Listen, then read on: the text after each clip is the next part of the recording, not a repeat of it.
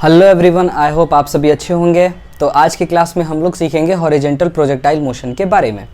इससे पहले अगर आपने हमारा प्रीवियस वीडियो नहीं देखा है तो प्लीज़ आप जाएं, डिस्क्रिप्शन बॉक्स में आपको सारे लिंक्स मिल जाएंगे, आप वहां से सारे वीडियोस देख सकते हैं।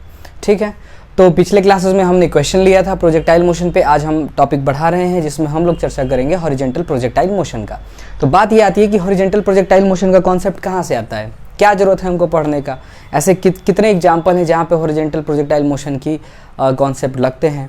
तो 2-3 कॉन्सेप्ट्स मैं आपको गिना देता हूँ, 2-3 एग्जाम्पल मैं आपको काउंट करवा देता हूँ जहाँ पे लगता है। जैसे मान लीजिए कि कोई एरोप्लेन ऐसे उड़ रही है और उस एरोप्लेन से अपने को मिसाइल लॉन्च करना है अपने दुश्मन के ठिकानों पर। तो वहाँ पे आप देखें तो जब एरोप्लेन ऐसे उड़ रही होती है स्टेडिली, यहाँ से मिसाइल जाती है धड़ाक, है कि नहीं। अगर डायग्राम देखा जाए तो डायग्राम कुछ ऐसे आएगा। मान लीजिए अपनी मिसाइल है,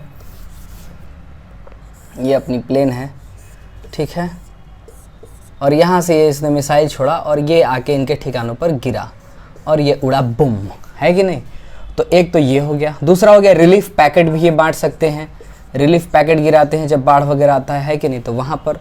तीसरा एग्जाम्पल हो सकता है अगर कोई बिल्डिंग से किसी चीज़ को किसी ने ऐसे फायर किया तो ये ऐसे जाके गिरता है। तो इन सभी केसेस के बारे में हमको पता करना है कि कितने टाइम में गिरेगा, कितने दूर गिरेगा और क्या रफ्तार होगी, किसी टाइम पे वो कहाँ होगा, ये सारी चीज़ों के बारे में हमको चर्चा करना है। यानी कि इसमें फिजिक्स क्या है वो हमको देखना है। तो इसी सिचुएशन से बना है हमारा हॉरिजॉन्टल प्रोजेक्टाइल मोशन। तो आइए इसके बारे में सीखते हैं। ओके, चलिए पूरे वीडियो में बने रहिएगा, क्योंकि जब तक आप पूरा नहीं देखेंगे तब तक आप पूरे कॉन्सेप्ट्स नहीं सीख पाएंगे। और मीनवाइल अगर आपको हमारा काम पसंद आता है तो प्लीज़ आप हमारे चैनल को लाइक, शेयर एंड सब्सक्राइब ज़रूर करें। आइए टॉपिक स्टार्ट करते हैं। तो हम क्या करते हैं, मान लीजिए कि ये कोई टावर है, ऐसे कह दिया, ये कोई क्या है, टावर है। यहाँ से हमने एक पार्टिकल को ऐसे फायर किया, कितने से, u वेलोसिटी से। तो जाहिर सी बात है ये पार्टिकल ऐसे आकर के यहाँ गिरेगा। तो यहाँ से यहाँ का जो डिस्टेंस ये चलेगा इसको हम लोग बोलेंगे रेंज। क्या बोलते हैं बच्चों, रेंज। ओके, अगर इस टावर की हाइट देखी जाए तो ये आपको दिया हुआ है h। ओके, और यहाँ से यहाँ आने में कितना टाइम लगाया ये हमको बताना है। तो किसी टाइम पे मान लेते हैं ये यहाँ से कितनी दूरी पर है, तो ये पार्टिकल पहुँचा है यहाँ, और कितना नीचे पहुँचा है y, और इधर से कितना है x। इस P पॉइंट पे कब है, at any time t time पर ये P पर है। ओके, तो अब हमको देखना है ये y नीचे आया है और ये इतना। तो यहाँ पे जब हम लोग सॉल्व करेंगे उससे पहले हमको कुछ वैल्यूज़ लिखनी, जैसे ux इज इक्वल टू कितना होगा, x की वेलोसिटी कितनी है u, ax कितना है 0, x डायरेक्शन में एक्सेलरेशन कितना है 0, और uy कितनी है 0, ay कितना है माइनस का g। हम लोग कैसे ले रहे हैं, हम लोग अपना जो कोऑर्डिनेट सिस्टम है इधर की तरफ x पॉजिटिव लिया जाएगा, इधर की तरफ पॉजिटिव, नीचे की तरफ नेगेटिव, इधर की तरफ नेगेटिव। ओके, चलिए शुरू करते हैं। तो सबसे पहला जो हम डेरिवेशन लेंगे वो लेंगे ट्रेजेक्टरी इक्वेशन का। क्या लेंगे, ट्रेजेक्टरी इक्वेशन इसका क्या होगा। तो देखिए अगर इस टाइम पे ये u से चला है, ओके, तो x कितना चलेगा, x इज इक्वल टू चलेगा ut। यहाँ से अगर आप टाइम निकालना चाहें तो ये हो जाएगा x बाई u, और y में कितना चलेगा तो माइनस y, और u बाई टी माइनस का हाफ g t का स्क्वायर। ये वाला 0 हो जाएगा क्योंकि इनिशियल वेलोसिटी 0 है y डायरेक्शन में। तो यहाँ पर हम रखेंगे minus y is equal to, minus ने माइनस को मारा और यहाँ पर t की वैल्यू रख देंगे, तो ये हो जाएगा इतना, इसने इसको मार डाला। y इज इक्वल टू हो जाएगा half g x square by u square. ये हमारा आ गया, ये है इक्वेशन ऑफ ट्रेजेक्ट्री, यानी जिस रास्ते को ये फॉलो करते हुए जाएगा वो रास्ता कैसा होगा, तो वो रास्ता होगा y is equal to half g x square by u square. यहाँ पे आप देखिए जो रिलेशन आ रहा है वो कैसा आ रहा है, y is directly proportional to x square का। इसका मतलब जो हमारा ट्रेजेक्ट्री होगा वो क्या होगा, पैराबोला होगा। क्या होगा, पैराबोला कहलाएगा। ओके, अच्छा भाई अब क्या पता करना है, टाइम पीरियड। तो अगला जो टॉपिक है हमारा वो है टाइम पीरियड कह लो या टाइम ऑफ फ्लाइट कह लो।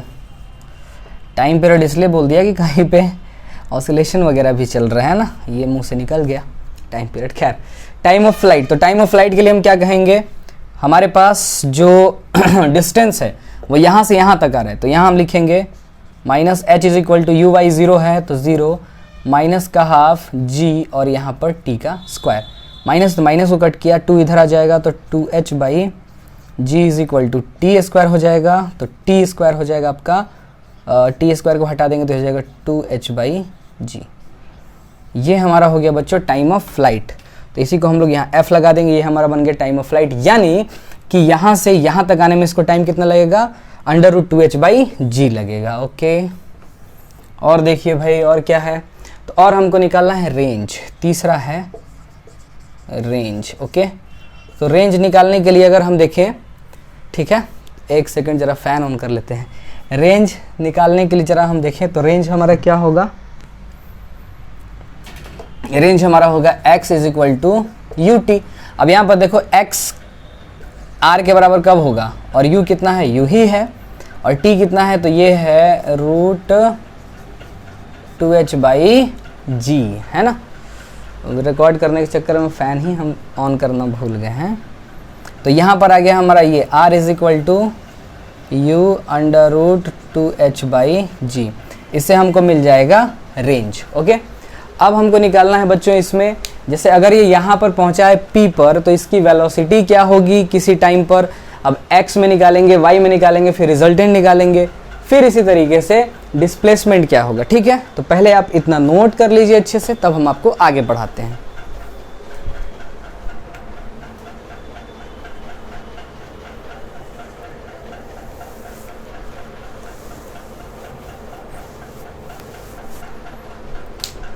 चलिए, मुझे उम्मीद है कि आपने इन सभी चीज़ों को नोट कर लिया है। तो आगे बढ़ते हैं, अब हम बात करेंगे डिस्प्लेसमेंट की किसी टाइम पर। ओके, तो अगर हम इसी टाइम पे बात करें डिस्प्लेसमेंट की, तो डिस्प्लेसमेंट वेक्टर हमारा हो जाएगा यहाँ से ये हो जाएगा आर वेक्टर। तो आर वेक्टर को बोलेंगे डिस्प्लेसमेंट वेक्टर। फोर्थ पॉइंट है हमारा डिस्प्लेसमेंट।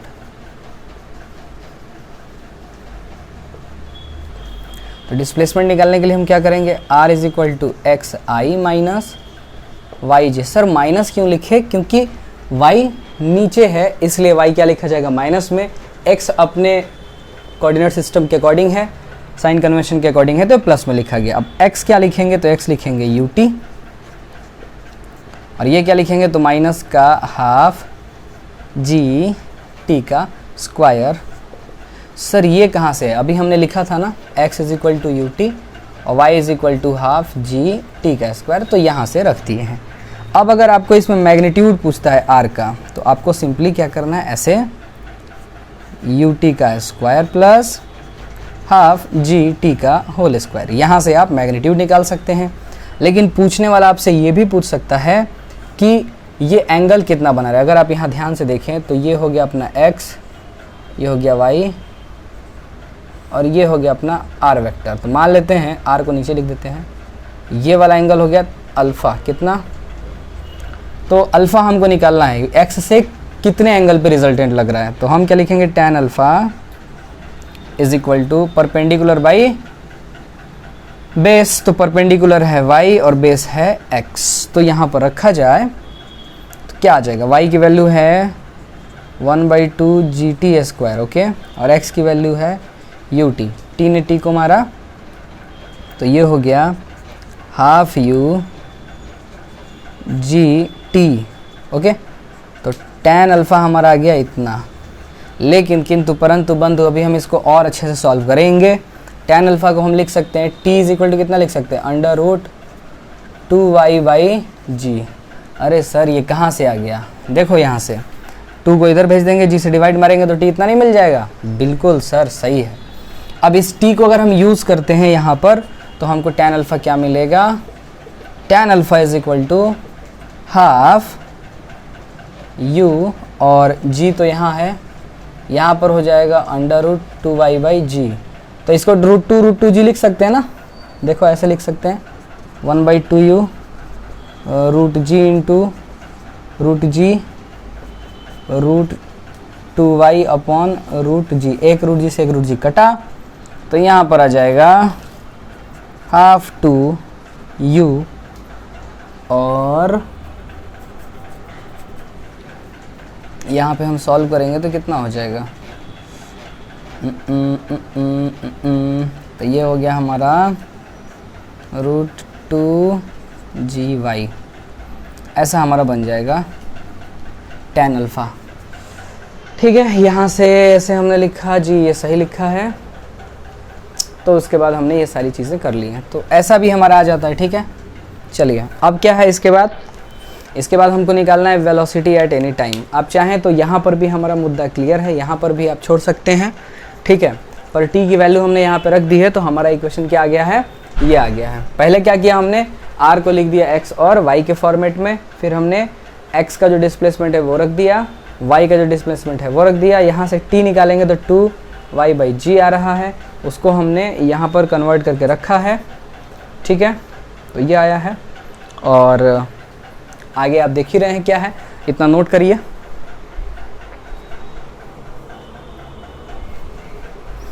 चलिए ठीक है, अब हम बात करते हैं, यहाँ पर हमने बात किया डिस्प्लेसमेंट का किसी टाइम t पर, अब हम बात करेंगे वेलोसिटी किसी टाइम t पर क्या होगी। ओके, आइए आगे बढ़ते हैं।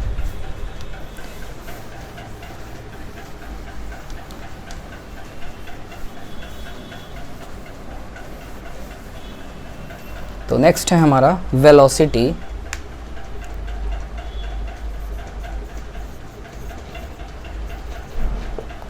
तो वेलोसिटी वेक्टर कैसे लिखा जाएगा, v vector is equal to vx i minus vy j cap. Sir vy minus क्यों लिखा, तो vx इधर होगा देखो, और vy किधर होगा नीचे, और इनका रिजल्टेंट कैसे आएगा, ऐसे। तो ये हो गया vy, ये हो गया vx। ओके, चलिए अगर डायग्राम में आपको मैं दिखाऊं तो डायग्राम आपको ऐसे दिखेगा, ये vx, ये vy, और ये है हमारा रिजल्टेंट v वेक्टर। अगर ये एंगल अल्फ़ा बना लिया तो इसके लिए हम अलग से अल्फ़ा लिए हैं, आपको घबराना नहीं है, कहिए तो बीटा ले लेते हैं, नहीं तो अल्फ़ा अल्फ़ा में आप कंफ्यूज हो जाएंगे, है कि नहीं। खैर vx कितना होगा, तो ये हो जाएगा u, कितना u, क्यों, क्योंकि एक्सेलरेशन इस डायरेक्शन में नहीं है। ओके, vy कितना होगा, तो ये हो जाएगा uy माइनस जी टी, ये भी माइनस में होगा क्योंकि नीचे की तरफ है, ये ज़ीरो है, ख़त्म। तो vy कितना हो गया, gt हो गया। ओके, चलिए तो हमारा जो वेलोसिटी का फॉर्मूला आया वो कितना आया, v vector is equal to uy minus gt, और कितना हो जाएगा, j कैप। अब अगर आपसे v का मैग्नीट्यूड पूछता है तो आपको सिंपली क्या करना है, u का स्क्वायर और माइनस gt का स्क्वायर कर देना है। यहाँ से आप निकाल लेंगे। अगर tan अल्फ़ा आपसे पूछ लेता है, अल्फ़ा नहीं है सर, बीटा है। ओके, tan बीटा अगर आपसे पूछता है तो आप क्या करोगे, परपेंडिकुलर बाई बेस। तो परपेंडिकुलर माने vy और बेस माने vx। चलिए ये मॉडुलस में हम रखते हैं इसलिए क्योंकि पिछले भी केस में हमने इसको पॉजिटिव में रखा था, मॉडुलस में ये रखा जाता है ना, आपको कन्फ्यूज़न नहीं आना चाहिए। तो रखेंगे तो कितना हो जाएगा बेटा, ये माइनस तो प्लस में आ जाएगा gt, इसलिए हमने पिछले केस में प्लस में रखा था। आप सोच रहे होंगे कि अरे मास्टर साहब ऐसे कैसे हो गया, ये कितना होगा vx, तो ये u के बराबर है। ओके, तो यहाँ से देखा जाए तो tan बीटा हमको क्या मिला, तो ये मिल गया gt/u, ये आ गया हमारा ऐसे। अब देखो इसमें एक क्वेश्चन बनता है, तो पहले आप इसको नोट कर लीजिए, फिर हम आपसे वो क्वेश्चन डिस्कस कर देते हैं। बड़ा मज़ेदार क्वेश्चन है, अक्सर पूछा जाता है। ठीक है, चलिए मैं ये मान के चलता हूँ कि आपने इनको नोट कर लिया है, तो आइए आपको वो क्वेश्चन भी हम डिस्कस करा देते हैं, क्या है, कैसे है और कैसे होता है। तो क्वेश्चन कहता है, इसको मिटा दे क्या, पूरा मिटा दीजिए सर, चलो मिटा देते हैं। देखिए कभी कभी कहता है क्वेश्चन कि ऐसे ढेर सारी सीढ़ियाँ हैं, है ना, ऐसे, और एक सीढ़ी की जो विड्थ दे रखी है, कितनी दे रखी है, a, और ये कितना दे रखा है यहाँ से यहाँ तक, b, और ऐसा कितना nth, ये कौन सा है, nth है। यहाँ से एक पार्टिकल को ड्रॉप किया गया है कितने वेलोसिटी से, u से। तो ये जब कहाँ पे आके गिरे, डायरेक्ट nth वाले पे आके गिरे, डायरेक्ट कहाँ के गिरे, nth वाले पे, है ना। तो स्पीड बताना है, इस u की वैल्यू क्या होगी। क्वेश्चन समझिएगा, ऐसे स्टेयर्स दे रखे हैं जिसकी ये देखो विड्थ कितनी है, ये ए है और ये कितनी है, बी है। एक सीढ़ी की दे रखी है ऊंचाई और ये चौड़ाई। बोल रहा है कि nth स्टेयर पे जाके गिरे, nth सीढ़ी पर जाके गिरे, डायरेक्ट यहाँ से फेंके तो nth पे गिरे। तो ऐसा करने के लिए हमको u की वैल्यू कितनी रखनी होगी, है ना। तो आइए देखते हैं। अगर आप देखें जब ये nth पे गिरेगा तो ये डिस्टेंस कितना होगा, तो x में हमको रखना पड़ेगा na और y में कितना होगा, nb हो जाएगा। Okay, b b b b n times जोड़ेंगे तो nb, a जोड़ते जाएंगे तो na, है कि नहीं, na। अच्छा जी, अब हम जानते हैं, क्या जानते हैं सर, तो हम जानते हैं अभी हमने सॉल्व किया trajectory equation y is equal to half u square. अगर नहीं याद है तो ऐसे लिख सकते हैं, x is equal to u t और y is equal to half g t का स्क्वायर। यहाँ से t निकाल लो, t is equal to x by u रख दो, y इज इक्वल टू हो जाएगा half g x square by u square. यहाँ से u को बाहर ले लो। ओके, तो ये हो जाएगा u square is equal to half g x square by y. Okay, तो u हो जाएगा under root g x square by 2y। अब यहाँ से बाहर कौन निकलने वाला है, तो बाहर निकलने वाला है मेरे ख्याल से x बाहर निकल गया, अंडर रूट में फंस गया g बाई 2y। ओके, अगर आप देखें g बाई 2y तो इसको आप t भी बोल सकते हैं, टाइम ऑफ फ्लाइट। क्या बोल सकते हैं, टाइम ऑफ फ्लाइट का फार्मूला क्या था, 2y बाई जी था, तो इसको 1 बाई टी भी लिखा जा सकता है, वो अलग की बात है। खैर, ये मैंने ऐसे ही बता दिया चलते चलते। अब हमको वैल्यूज़ रखनी है, तो x की जगह कितना रखेंगे, u is equal to x की जगह रखेंगे एन ए। ओके, और अंडर रूट में क्या है, g है तो g वैसा ही रहेगा 2। y की जगह हम क्या रखेंगे, nb, क्या रखेंगे, nb। तो ये हमारा आंसर आ जाएगा। आप चाहें तो यहाँ पर भी रख के सॉल्व कर सकते हैं, रिजल्ट आपका वही होगा, नतीजा आपका यही होगा। इसमें कभी कभी दे देता है, जैसे ये दे दिया 3 सेंटीमीटर ए की वैल्यू, है ना, क्वेश्चन दे सकता है। ठीक है, आप इस पे ट्राई कर लेंगे क्वेश्चन, जैसे ऐसे दे सकता है। ये कौन सा है, थर्ड है, कौन सा है, थर्ड, तो n की वैल्यू कितनी हो जाएगी, थर्ड। 3 ये दे दिया कितना, 10 सेंटीमीटर, ये दे दिया कितना, 20 सेंटीमीटर। तो पूछा है u इज इक्वल टू क्या होगा जब बॉल डायरेक्ट कहाँ गिरे, तीसरे पर आकर गिरे, है ना। तो ये क्वेश्चन है, इसको आप ट्राई कर लीजिएगा, जो भी आंसर आता है। ओके, इसी कॉन्सेप्ट पे ये होगा। ठीक है, नोट कर लीजिए इतना।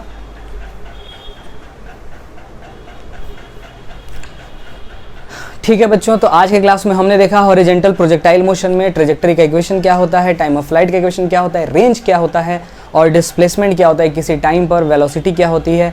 उसके बाद हमने एक स्पेशल केस देखा, ऐसा क्वेश्चन अक्सर फंसता है हॉरिजॉन्टल प्रोजेक्टाइल में, तो आपको मैंने जनरल सॉल्यूशन दिया है, आप इसको ऐसे करके सॉल्व कर सकते हैं। तो आई होप आपको ये क्लास समझ में आई होगी। अगर आपको ये सारी चीज़ें समझ में आती हैं तो प्लीज़ आप हमारे चैनल को लाइक शेयर एंड सब्सक्राइब करें और ऐसे ही देखते रहें, सीखते रहें, क्योंकि जब तक सीखने का जज्बा है तब तक जीतने का जज्बा है। That's all for today.